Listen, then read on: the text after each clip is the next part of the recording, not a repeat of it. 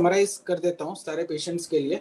सो ग्लिवेक के common side effects में थोड़ा सूजन आना आँख के नीचे कॉमन है, शरीर पे थोड़ा सूजन आना कॉमन है, स्किन का कलर चेंज होना कॉमन है, जनरली गोरे हो जाते हैं लोग, कभी कभार गोरे होने की प्रक्रिया में कभी कभार डार्क जैसा दिख सकता है, क्रिएटिनिन कभी कभार बढ़ सकता है, it is not that common, इतना कॉमन नहीं है, पर वो क्रिएटिनिन मॉनिटर करना जरूरी है। अदर साइड इफेक्ट्स जो है जैसे आंख में ब्लीडिंग होना वो बहुत रेयर है, वो इतना जनरली नहीं देखने को मिलता है। ग्लिवेक एक वेल टॉलरेटेड दवाई है, बहुत ज्यादा लॉन्ग टर्म कॉन्सिक्वेंसेस नहीं होते हैं। दूसरा जो मोस्ट इम्पोर्टेंट है वो ट्रीटमेंट फ्री रेमिशन। सो अभी दवाई बंद कर सकते हैं, पर उसकी कितने क्राइटेरियाज होते हैं, जैसे ये पहली बार दवाई चालू किया और बीमारी बिल्कुल कंट्रोल में है, कम से कम 5 साल दवाई चला है, 2 साल तो बिल्कुल बीसीआर एबीएल दिख ही नहीं रहा था रिपोर्ट में, और उसी टाइम पे दवाई बंद करने का सोचना चाहिए। पर उस टाइम पे पेशेंट्स भी कंप्लाइंट होना चाहिए, क्योंकि उसमें महीने महीने पे बाद में बीसीआर एबीएल का रिपोर्ट करना जरूरी रहता है, एटलीस्ट 6 महीने तक बहुत फ्रीक्वेंटली रिपोर्ट्स करने रहते हैं। और यस 50% लोगों को बीमारी थोड़ा लौट के वापस आ सकता है, बट वो वापस ग्लिवेक चालू करने से वापस सप्रेस हो जाएगा। सो इतना रिस्की नहीं है दवाई बंद करना, अगर आप क्राइटेरिया में फिट होते हैं तो। और दूसरा इंपॉर्टेंट टॉपिक जो अपने डिस्कस किया वो प्रेगनेंसी रिलेटेड था। तो उसमें 2 एस्पेक्ट है कि पेशेंट ग्लिवेक ले रहा है और एक्सीडेंटली प्रेगनेंसी रह गई, मतलब अभी उस अपने ने प्लान नहीं किया था, तो वो पेशेंट्स में ऑल्टरनेटिव दवाई इंटरफेरॉन है जो अपन जनरली दे सकते हैं। ग्लिवेक बंद कर देना चाहिए, और डिलीवरी के बाद भी ब्रेस्ट फीडिंग के टाइम पे ग्लिवेक बंद रखना चाहिए, और ब्रेस्ट फीडिंग रिकमेंडेड है, ब्रेस्ट फीडिंग से काफी फायदे होते हैं, तो उस टाइम पे ऑल्टरनेटिव दवाई यूज करके सीएमएल की बीमारी को कंट्रोल किया जा सकता है। आफ्टर ब्रेस्ट फीडिंग वापस ग्लिवेक चालू कर सकते हैं।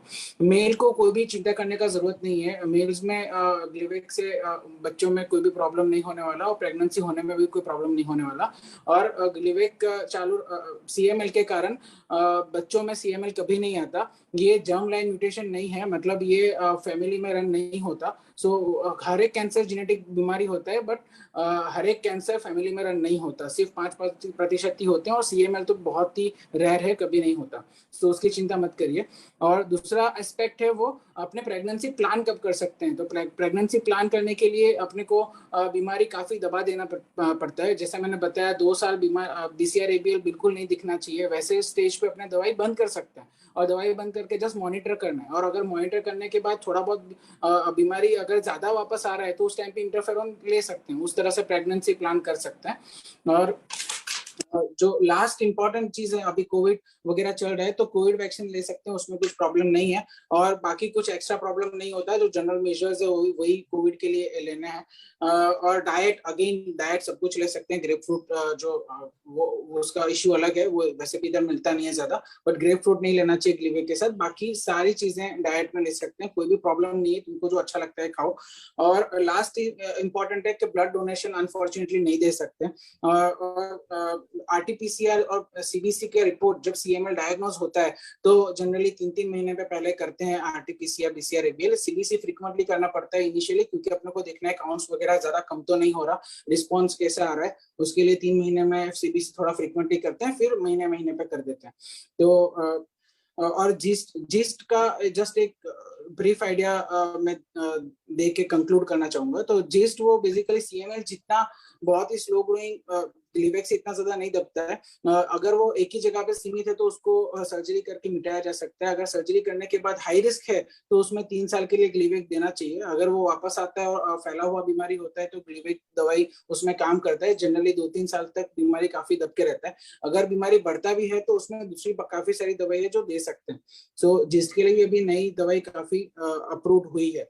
सो ऑप्टिमिस्टिक रहिए और एंजॉय द लाइफ, क्योंकि उसी के लिए लाइफ है। So thank you very much, and thank you again max foundation for giving me opportunity.